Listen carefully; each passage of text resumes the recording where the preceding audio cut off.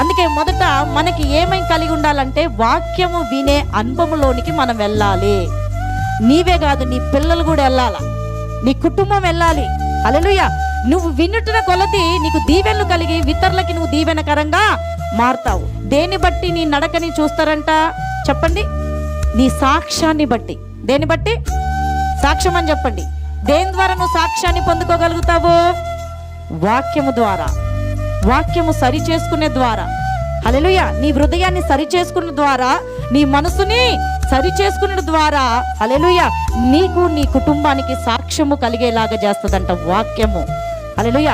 వాక్యమే ఎవరు? దేవుడు. దేవుడు అని చెప్పండి.